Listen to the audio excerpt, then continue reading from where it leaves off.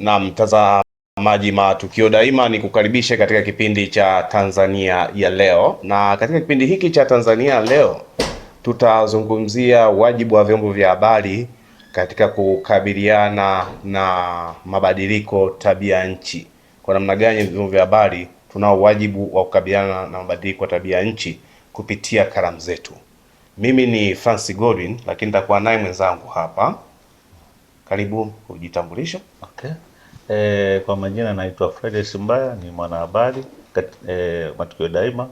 Na leo tunazungumzia mada inayozungumzia mambo wajibu wa vyombo vya habari kulinda mazingira. Ndio. Mtazamaji, kwamba tunapozungumzia mabadiliko ya tabia nchi, kwamba pasipo shaka si mara ya kwanza kuweza kusikia neno mabadiliko tabia nchi. Mabadiliko tabia nchi imekuwa na madhara makubwa sana katika baadhi ya nchi duniani, lakini pia hata katika maeneo yetu haya. Sasa tunatoa kadhia ambayo wanaipata wenzetu Ulaya ni kutokana na mabadiliko tabia nchi. Sasa tuweze kutoka Ulaya kuweza kurejea hapa. Tunaona Ulaya wenzetu wanatumia magari ya zimamoto, magari ya washawasha kwa jeshi la polisi kuweza kuwapulizia maji wananchi kwa ajili ya joto kali ambalo linaendelea kutesa nchi za Ulaya. Lakini kwetu huku tunaona kwamba baridi ni kali sana. Sasa wenzetu kule wanaumia joto kali, sisi tunaumia baridi kali.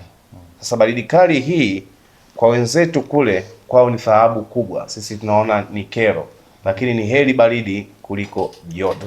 Sasa yote haya ni kwa ajili ya mabadiliko ya tabia nchi. Mabadiliko ya tabia nchi yameendelea kuathiri maeneo mbalimbali, lakini tumeona jitihada mbalimbali ambazo zinafanywa kwenye jamii zetu, jitihada zinazofanywa na serikali, jitihada zinazofanywa na dunia kwa ujumla katika kukabiliana na mabadiliko tabia nchi. Sasa tukirejea kwetu huku, sisi kama vyombo vya habari tunao wajibu gani kuhakikisha kwamba tunatoa elimu kwa jamii ili kuweza kulinda mazingira? Kabla tujafika huko kwenye kuandika, labda tufafanue athari zinazoleta na mabadiliko tabia nchi. Kwa mfano, kuna wakati mwingine tunaweza tukakuta wakulima wanapata mavuno kidogo. Wakati mwingine tunaona mafuriko. Hayo yote ni mabadiliko ya tabia nchi na athari zake. Kwa hiyo kama mwanahabari sasa tuna wajibu wa kuelimisha jamii kuhusiana na athari zinazotokana na mabadiliko ya hali ya nchi. Kwa hivi kama sisi ni sehemu gani ambayo tunatakiwa tujikite hasa katika uelimishaji ili jamii iweze kukabiliana na mabadiliko ya tabia nchi? Tunatakiwa kuandaa makala mbalimbali za kuelimisha. Tunashirikisha jamii kwa mfano hapo Matukio Daima tunaweza tukaandaa kipindi kwamba wananchi wanapiga simu kuulizia maeneo yao vitu gani ambavyo wanaviona ambavyo ni tofauti na miaka ya nyuma. Kwa hiyo kama wanahabari tunatakiwa kuandaa vipindi, kwenda kwenye jamii, kuangalia athari wanazozipata, alafu tunaandika kwenye. Kwa upande wa jamii yenyewe inatambua madhara yanayotokana na mabadiliko tabia nchi? Wapo baadhi ambao wanatambua, wengine hawatambui. Kwa hiyo ni wajibu wa wananchi sasa, waandishi wa habari sasa kutoa elimu zaidi. Kwa hiyo wanaona tu kwamba mbona mwaka huu labda wanashirikisha mambo ya tabia nchi na masuala ya uchawi, kumbe ni mabadiliko ya dunia. Kwa hiyo tunatakiwa kama waandishi wa habari tutoondoe zile imani potofu kuhusiana na masuala ya tabia nchi. Umezungumzia swala zima la mavuno machache, lakini umezungumzia mvua kunyesha nyingi na wakati mwingine mvua kunyesha chache. Pasipo shaka kwamba haya yote mabadiliko ya tabia nchi. Sasa mfano kwa mkoa wa Iringa, baadhi ya maeneo ambayo yalikuwa yakizalisha mazao sana Isimani, pasipo ardhi yao kuweza kutumia mbolea na mvua zilikuwa zikinyesha kwa wakati. Kwa sasa Isimani tunaona kwamba mvua zinanyesha kwa kuvizia. Nini ambacho wananchi wanapaswa kuweza kufanya hasa kutokana na kufanya matumizi ya mvua hiyo inayonyesha kwa kuchelewa? Kwanza kwa ninavyojua Isimani ile zamani ilikuwa na misitu.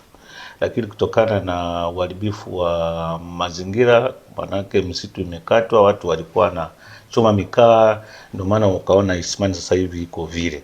Lakini pamoja na hayo ni kwamba baada ili tuweze kuzalisha kwa tija sasa, na lazima tuwasikilize wataalamu wa kilimo.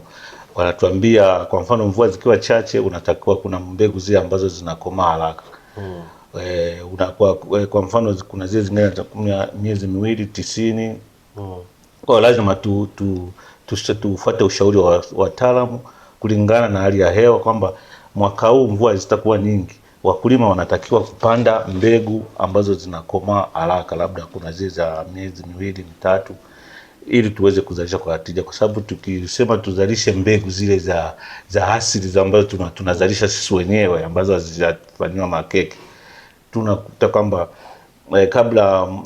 kabla tujafikia mavuno mvua zimeisha. Kwa hiyo ndio lakini Friday kwamba zamani ambapo Isimani miti ilikuwa mingi kabla ya watu wajaanza kuchoma mkaa kuharibu mazingira, kwamba mbegu ambazo zilikuwa zikitumika zilikuwa ni mbegu za asili na ndizo ambazo ziliweza kuingizia kipato Isimani, na kwa sababu walikuwa wanaingiza kipato kwa sababu mvua zilikuwa zinanyesha kwa ratiba. Lakini kwa sasa hivi kwa sababu tumeharibu mazingira, ndio maana unaona hali ya hewa, na wakati mwingine mvua zinawahi, wakati mwingine mvua zinachelewa. Kwa hiyo ni kutokana na shughuli za binadamu pia, yani ongezeko la watu, kuna mambo mengi ambayo yanasababisha vitu. Kwa hivi kuna watu ambao wametumia changamoto ya mabadiliko tabia nchi kama kwao fursa, kwa maana ya kuweza kuzalisha mbegu za muda mfupi. Kwa sababu kunasema kwamba changamoto wakati mwingine ni fursa. Sasa tusione changamoto kama ni adui, lakini kwa mfano unapokuwa labda kwa mfano tuchukulie mfano hapo kwenye manispaa ya Iringa, kuna wakati fulani wimbi la bajaji limekuwa kubwa, yani watu wa daladala wakaanza kulalamika. Kwa hiyo badala ya kuangalia zile changamoto kutengeneza kuwa fursa, wale watu wa daladala walianza kulalamika. Kumbe fursa wakati mwingine au changamoto ni fursa. Kwa hiyo hata kwenye wakulima kule fursa kwamba zinakuja na changamoto zake. Mtazamaji, kwamba anachokizungumza Bwana Friday Simbaya, mtaalamu mbobezi mchambuzi wa masuala ya mazingira, kwamba wakati mwingine changamoto inapokuja wewe unaweza ukaitumia changamoto hiyo kama fursa. Na ametolea mfano mdogo sana, mfano wa bajaji na daladala. Mwanzoni kabisa kwamba usafiri wa umma ambao ulikuwa umezoeleka ulikuwa ni usafiri wa daladala. Watu wanakaa kwenye daladala wanasubiri stendi nusu saa ama dakika 45 au saa moja daladala ijae ndipo iondoke mpaka isimamishe. Lakini baadaye ukaja usafiri wa pikipiki za miguu mitatu alimaarufu kama bajaji. Sasa hizi zikiwa na watu 3 4 zinatembea. Bodaboda kwamba kaanza kulalamika kwamba tunafanyeje kazi, hatutaki bajaji. Lakini kati wao wanavyolalamika ndipo walipofanya kuweza kuzitangaza bajaji na wananchi kufurahia sasa usafiri wa bajaji. Sasa ilikuwa ni changamoto kubwa ilikuwa ni bajaji na ni daladala kukaa muda mrefu. Bajaji wakatumia changamoto hile ya wananchi kupotezewa muda kama kwao fursa, wakaingiza bajaji za kutosha. Sasa hivi usafiri wa umma katika baadhi ya mikoa, baadhi ya miji ni bajaji. Hususan manispaa ya Iringa ukienda, usafiri mkubwa ni bajaji. Daladala sasa zinaenda vijijini, zimepisha njia. Hawa wametumia fursa, lakini pia kupitia hiyo wameweza kutatua changamoto ya ajira kwa vijana. Vijana ambao walikuwa wanapiga debe kwenye daladala wamehamia sasa kuendesha bajaji za kwao, bajaji za mkataba. Sasa hivi vijana wanamiliki bajaji. Sasa tukirejea kwa upande wa mazingira huku, mabadiliko ya tabia nchi, kwa kiasi gani wananchi wanaweza kutumia changamoto hii ya mabadiliko ya tabia nchi kuwa ni fursa? Ameshaanza kueleza namna ambavyo kule Isimani na baadhi ya maeneo nchini sasa hivi uzalishaji wa mbegu bora, mbegu za muda mfupi zimekuwa na nguvu kubwa kuliko mbegu za asili. Sehemu chache sana ambao bado wanatumia mbegu za asili nazo hazipatikani. Wote tumeelekea kwenye mbegu za muda mfupi. Sasa siku nyingine tutakuja kuangalia madhara ya mbegu hizi za muda mfupi na zile mbegu za asidi. Lakini leo tunaangalia fursa zilizopo katika changamoto ya mabadiliko ya tabia nchi. Sasa kwetu sisi kama wanahabari, hizi changamoto tumeziona kwamba ni fursa. Ni fursa. Tunatakiwa sasa kama wanahabari sasa, tunasema kama changamoto lazima tuzichukulie kama fursa, kwa sababu wakati mwingine tunasema waandishi, unaweza mtu akaamka akasema mimi sina cha kuandika, labda unasubiria mpaka upate mwaliko au uende kwa RPC, lakini kumbe ukiamka ukawa na mawazo kwamba leo nitafanya kitu gani, hakuna mwandishi yote anaweza akalalamika kwamba mimi sina habari, mpaka ukaanza kugombania vihela vidogo vidogo. Lakini tukijipanga, tukaangalia hizo changamoto tukazitengeneza kwa fursa, tukaandika makala nyingi kwenye vyombo vya habari vyetu, hatutakuwa na njaa ya waandishi wa habari kulalamika mambo ya vipato. Okay. Sasa tukibezi hapa kwenye mabadiliko ya tabia nchi, ukiacha kuandika, sisi tunatumiaje fursa hii ya mabadiliko ya tabia nchi kiuchumi? Yani sisi tunatumiaje hii fursa ya mabadiliko ya tabia nchi kama sehemu ya uchumi? Tunaona kwamba kuna haja ya sisi kama waandishi wa habari kwenda kuwekeza kwenye miradi inayokabiliana na mabadiliko ya tabia nchi. Kama hivyo, kwa mfano kama nilivyosema kama mara kwanza kwamba wakulima lazima watumie mbegu zinazokomaa kwa muda mfupi, na mwandishi naye sasa anaweza kaingia, ili kwa sababu tunalalamika kuhusiana na masuala ya uchumi, tunaweza tukaingia na sisi kwenye biashara ya kutengeneza hizo mbegu za muda mfupi. Lakini pia tunaweza tukaingia kwenye kupanda miti.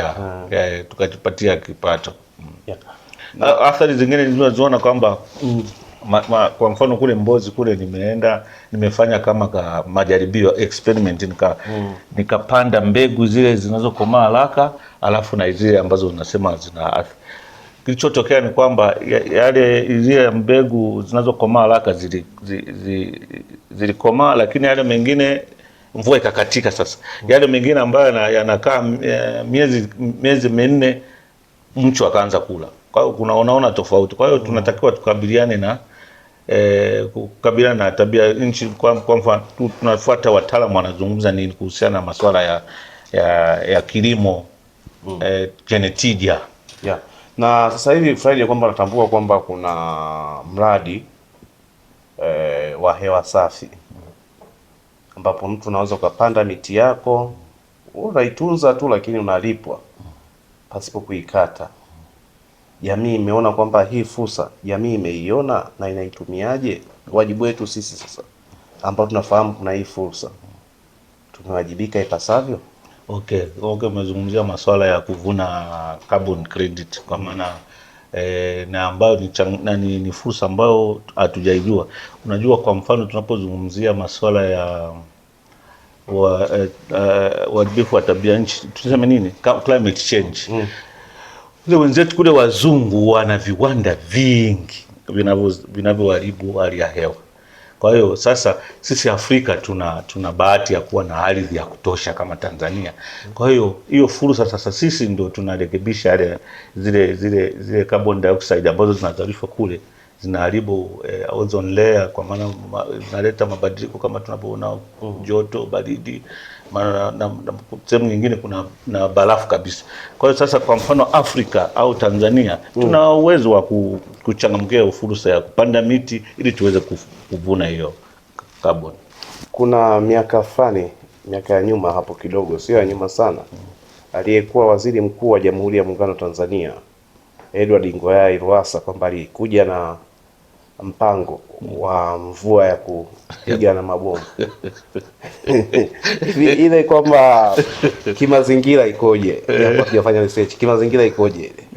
Ni masuala ya sayansi sasa, yale hatuwezi kuyazungumzia. Masuala ya sayansi cha msingi ni kulinda misitu yetu isikatwe, ili tuendelee kuwa na mvua za kawaida, kwa sababu nilikuwa naona kwamba mvua tena ya kupiga na mabomu mwisho wa siku kwamba bado unachafua madhara makubwa. Mtazamaji, kama unatengeneza nuclear weapon kama wenzetu huko Irani na nchi zingine wanapigana, kwa sababu wanachangia kuharibu kuchangia mabadiliko ya tabia nchi, kwa sababu hata kwa mfano hapa, kwa mfano kwetu hapa, na sisi tumeanza kuona athari hizo pia, kwa sababu tulikuwa na magari mengi yanatoa kaboni moshi. Kuna magari mengine ni mabovu, machakavu. Kwa hiyo tunatakiwa sisi kama waandishi tuangalie kwamba magari yanayotembea barabarani ni magari ambayo yamefanywa service, sio mengine yanatoa moshi, na yenyewe pia yanachangia kwenye mabadiliko ya tabia nchi. Mtazamaji, Matukio Daima, kama kwanza wajiunga nasi hewani, kipindi cha Tanzania Leo, na ulikuwa ujui, unakwenda kujua zaidi kupitia karamu ya kwake Friday Simbaya hapa Matukio Daima, kupitia kipindi hiki cha Tanzania Leo. Sisi kama wanahabari, upi wajibu wetu kuhakikisha kwamba tunaelimisha jamii juu ya mabadiliko ya tabia nchi? Mengi yamezungumzwa hapa, namna kwanza ya kutumia changamoto hizi kuwa fursa, na namna pia ya kuweza kujiandaa kuwa mamilionea baadaye kwa kutumia changamoto hizi za mabadiliko ya tabia nchi. Mbali ya kubaki tu waandishi wa habari kuandika, kwamba tunayo nafasi na sisi kuweza kushiriki kufaidi fursa hizi zilizopo ambazo zimetokana na changamoto ya mabadiliko ya tabia nchi. Sasa labda tunapokwenda kuhitimisha, tumeona mvua hizi ambazo zimenyesha hususani mwaka huu, kuanzia mwaka jana mpaka mwaka huu, kwa sababu mvua zimeanza kunyesha toka tarehe 25 mwezi wa 11 mpaka sasa, mpaka miezi kama ya 3 hadi ya 4 hivi. Sasa tumeona kwamba kutokana na mvua zilizonyesha sana kwamba kuna madhara ambayo yamejitokeza katika miundombinu, kuna madhara ambayo yamejitokeza katika makazi tunayoishi. Nini wajibu wa jamii? Kwa sababu kwenye upande wa miundombinu tumeona kwamba miundombinu mingi imeathiriwa. Inawezekana bajeti ya serikali kuweza kukarabati hadi barabara za mitaani kwetu kule ikawa ni ndogo. Jamii inawajibika vipi kuweza kurejesha miundombinu iliyoharibika katika makazi yao? Kwanza kabisa tukiangalia mwaka huu kama anavyosema mtaalamu Francis Godwin, ni kwamba kuna maeneo mengine mvua zimeleta athari kwenye miundombinu. Lakini mimi nimeona mwaka huu angalau kitu ambacho sijawahi kushuhudia ni kwamba nimeenda kwenye maeneo kama Pawaga, Dodi, mwaka huu wamevuna mahindi. Manake kuna mabadiliko yametokea, kwa sababu tulikuwa maeneo ya Dodi, Simani kule tulikuwa naona watu wanalima alizeti tu kulingana na ufuta kulingana na hali ya hewa, lakini mwaka huu watu wamepata mahindi. Kwa hiyo ni jambo la kumshukuru Mungu kwamba tunaweza kumbe kutunza mazingira, tunaweza kufanya vitu ambavyo visije vikaharibu miundombinu. Umezungumzia kwamba wananchi tunatakiwa kufanya nini kuhakikisha kwamba hiyo miundombinu kuna masuala ya uzalendo pia, kwamba ukianza serikali itakuona kwamba hapa mtu kwa mfano kuna ujenzi ule kama tunaona ujenzi wa zahanati, unakuta wananchi wanafyatua matofali. Serikali ikikuta watu wanafanya vitu kama hivi, nasema kumbe hapa kuna kitu tunatakiwa kuunga mkono. Kabla serikali haijafika, tunaweza tunarekebisha kidogo miundombinu. So lazima tuanze kwanza na budget. Kwanza tunaanza na wazo kichwani, alafu ndio serikali na wananchi hawa wananchi wa sasa. Unafikiri huo uzalendo wa kuweza kushiriki maendeleo ni mkubwa kiasi gani kulinganisha na zamani ambapo ilikuwa inatengwa labda Jumamosi moja kila mwananchi kuweza kushiriki maendeleo, na ni amri, usiposhiriki unawajibishwa. Lakini sasa hivi imekuwa hiari zaidi. Unafikiri sasa kwenye hii hiari wananchi wanawezaje kushiriki kwenda kuchangia maendeleo katika maeneo yao? Wananchi nadhani hawana shida kubwa. Shida ni kwamba tusimamie yani ile misingi yetu. Hata wananchi ukiwaambia kwamba kwa mfano uzuri wa wananchi, kwa mfano wakiona kwa mfano unakusanya kodi, alafu ile kodi unakusanya alafu unarejesha kwao, unaangalia kwamba ile kodi mliolipa serikalini imetengeneza 1, 2, 3. Nadhani wananchi wataamka na kusema kwamba kama tunalipa kodi alafu tunaona maendeleo, tunaona maboresho, barabara zinajengwa, tunaona taa za barabarani, sasa hivi uhalifu unapungua. Nadhani wananchi hawana shida, ni cha msingi ni kusimamia ile msingi.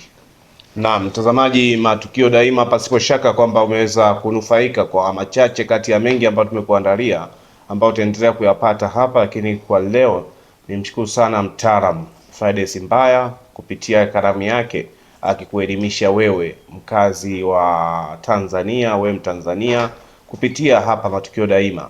Wajibu wetu kuweza kulinda mazingira, wajibu wetu kuendelea kukabiliana mabadiliko ya tabia nchi, kwa kila mmoja kuweza kushiriki nafasi yake. Mwandishi wa habari ana wajibu wa kuweza kushiriki kutoa elimu kupitia kalamu yake, lakini pia mwandishi wa habari anaye wajibu wa kuweza kushiriki kwenda moja kwa moja kuchangamkia fursa hizo mara baada ya kuelimisha umma. Kwa hivyo tunaona nguvu ya kalamu ya mwandishi katika mabadiliko ya tabia nchi. Na huyu ambaye nilikuwa naye leo ni mtaalamu Friday Mbaya, mwanahabari, na mimi ni Francis Godwin. Na hapa ni Matukio Daima, kipindi hewani ilikuwa Tanzania Leo. Asante na kwaheri. Asante. Rafiki yangu Jeni, mambo? Afu siku hizi nakuona huna furaha kabisa toka umemaliza hicho kidato cha 4. Shida ni nini rafiki yangu? Shogangu Halima, mwenzangu una kazi, mimi nahangaika siku zote, sina hata ajira shogangu. Yaani hata genge lenyewe tu sina. Na una smartphone kabisa unaenjoy, afu unasema kazi huna kweli? Shogangu, nifanyeje mie? Kuna watu wanaitwa Isadukilo Entrepreneur. Kwani hujawasikia hao? He? Isadukilo? Ni sahihi kabisa. Kampuni ya Isadukilo Entrepreneur inayojishughulisha na uwakala mkuu wa lipa kwa M-Pesa imekufikia. Nafasi zinazohitajika ni wakala wa mauzo na keshia. Sifa za kijana anayehitajika awe amehitimu kidato cha 4 ama zaidi, awe na miaka kuanzia 18 na kuendelea, awe na simu janja, smartphone, na awe Mtanzania mwaminifu, awe na namba ya NIDA ama kitambulisho cha NIDA. Kumbuka, ajira hii ni kwa kijana yeyote ndani ya mikoa yote ya Tanzania. Tuma maombi yako kupitia barua pepe ya isadukilo@gmail.com ama WhatsApp au kupiga simu namba 0757922555 au 0795742927. Pia waweza kufika ofisini kwetu, tupo jengo la Embala Sasa mjini Iringa, mkabala na hazina ndogo. Halima rafiki yangu, hakika Isadukilo amerejesha furaha yangu. Habari ndo hiyo ndugu yangu. Habari ni Isadukilo Entrepreneur, ajira nje, fursa kiganjani mwako. Unaweza ukawa umefika Iringa mara kadha kadha na ukawa unatafuta mahali ambapo unahisi moyo wako unaweza ukasikia vizuri zaidi. Sasa hapa Iringa mjini ukifika mkabala na stendi kuu ya mabasi ya zamani, utakutana na jengo refu. Hilo jengo si mahali pengine popote, hapo ni Lumilo Classic Hotel and Tours. Hapo ni mahali ambapo utahitaji kupumzika. Kuna nafasi za kutosha, vyumba karibu 80, lakini huduma za kwake ni nzuri na ni rahisi tu hapo kama una shughuli zako za mjini kutoka kuingia, na usina gharama nyingine yeyote, na ukahisi kwamba maisha yako mazuri sana. Nikwambie kitu, life is beautiful. Staying is believing place in your hearts. Karibu. Mpenzi wangu, hapa Clock Tower Cafe kuna harufu tamu sana. Tuanze basi na breakfast. Kabisa, kalmati na chai ya maziwa au chapati na maharage, chaguo ni nyingi aise. Kwanza kabisa, vegetable bite zao, andazi, donut, kachori, bagia na mihogo. Bei zake ni rafiki sana.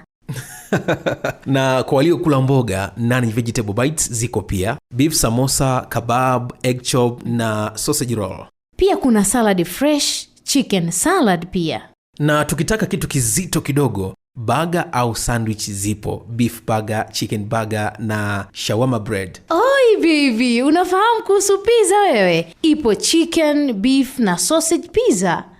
Kweli kabisa. Clock Tower Cafe si chakula tu, ni mahali pa kufurahia pamoja. Kwa ladha bora, bei nzuri na huduma ya uhakika.